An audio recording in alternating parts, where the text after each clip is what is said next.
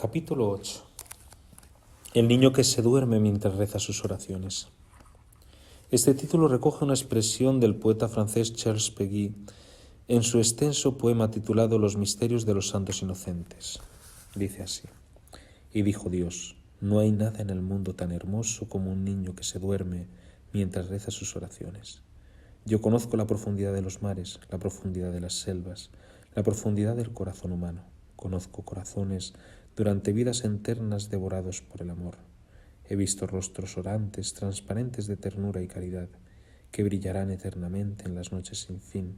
Pero te lo aseguro, dice Dios, no conozco en el mundo nada tan hermoso como un niño que se duerme mientras dice sus oraciones, bajo las alas de su ángel de la guarda y sonriendo a los ángeles mientras se cierran sus ojitos, y confundiendo las palabras se le van saliendo de los labios, y ya sin comprenderlas, mezclando unas con otras, las del Padre Nuestro y las del Ave María, mientras un velo cae sobre sus párpados, el velo de la noche, sobre su rostro y sobre su voz.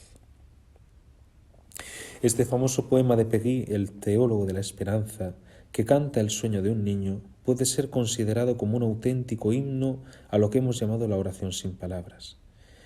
He aludido antes a la clásica distinción entre oración activa y oración pasiva. Pues bien, esa imagen del niño que se duerme mientras reza sus oraciones, ¿no encarna en su aparente ingenuidad el grado más sublime de la oración pasiva? Durante el mes de mayo o el de octubre aún persiste en no pocos hogares de profunda raigambre mariana la costumbre de rezar el rosario en familia, y no es raro poder contemplar el espectáculo encantador de un pequeño que, queriendo imitar el ejemplo de sus padres o de sus hermanos y hermanas mayores, termina por dormirse con el rosario en las manitas.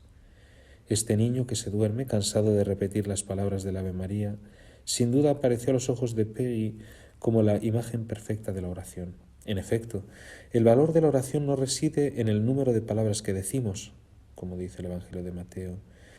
Más que hablar con Dios, orar quiere decir estar en silencio en su presencia, o mejor aún, hacer silencio en él.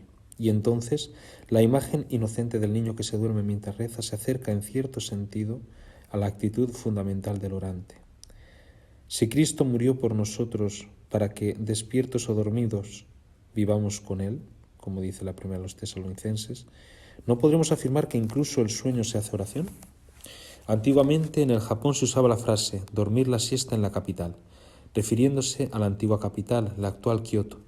Con esa expresión se quería significar que dormir la siesta en Kioto era algo muy distinto de hacerlo en cualquier otra parte.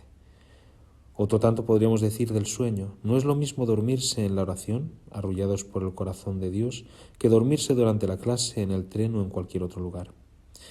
Cuentan que el piadoso budista Genza se dormía a menudo dando suaves cabezadas sentado ante el altar familiar de Buda. Cuando un día alguien le insinuó que una cosa así era poco respetuosa, Genza le contestó: si estuviera ante un tribunal, claro está que no me dejaría dominar por el sueño, pero no veo qué pueda haber de malo en dormirse ante mi Padre. Por supuesto que lo que debemos aprender de Genza no es su forma de conciliar el sueño, sino la profunda sabiduría y sencillez de su fe, que lo llevaba a dirigirse a Buda llamándole Osayama, Padre. A todos, cómo no, nos puede vencer el sueño, por cansancio, por ligereza, incluso por falta de fervor, nos dormimos en la oración. Hasta hay quienes habitualmente caen dormidos apenas comienzan a meditar. Pero esto nada tiene que ver con el sueño de Genza que se dormía ante su padre, o con el espectáculo maravilloso, que tan profundamente conmovía a Péguy, del niño que duerme mientras reza sus oraciones. Lo que hace que este dormir sea tan hermoso, la adoración soñolienta del niño que cede a la fatiga o el sueño de Genza ante el altar familiar de Buda, es esa sensación de gozo y de paz que proviene del saber que, ya estemos despiertos, ya dormidos, somos del Señor, estamos en el Señor. Y eso, pese a que el ceder al sueño sea en sí una señal de debilidad humana. ¿Qué duda cabe que este dormirse en los brazos de Dios es una auténtica oración? De este abandono en Él nace la paz del corazón. Más aún, si creer y amar es cerrar los ojos a las razones de este mundo e incluso morir a nosotros mismos, ¿no lleva consigo ese abandono confiado en las manos del amor el olvido del propio yo? Ese es el significado del sueño como oración. De igual modo que el sueño interrumpe la actividad del hombre para hacerle recobrar sus energías, así gracias a esta forma de oración nos despertamos en Dios, rejuvenecidos y reanimados para cumplir su voluntad. Dormir y velar en Dios.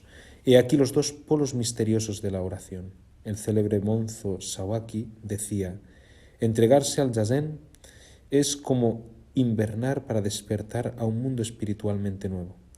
Algo muy parecido quizás a lo que estamos diciendo. Este tipo de oración nos asemeja a Jesús dormido en la barca mientras ruge la tormenta, Evangelio de Marcos, y al mismo tiempo a Jesús despierto y atento a las necesidades de los demás, dispuestos a dar un vaso de agua al más pequeño, al último de los hermanos, Evangelio de Mateo. En el primer caso estamos ante la oración pasiva, en el segundo ante la oración activa, que es fruto de la primera. En realidad es ese un tipo de oración que hace sin hacer, oración pasiva que lo realiza todo. Pero a diferencia del zazen, que busca hacernos despertar a un mundo nuevo, la oración cristiana se convierte para nosotros en fuerza y gracia para recrear cada día el mundo real al que nos despertamos.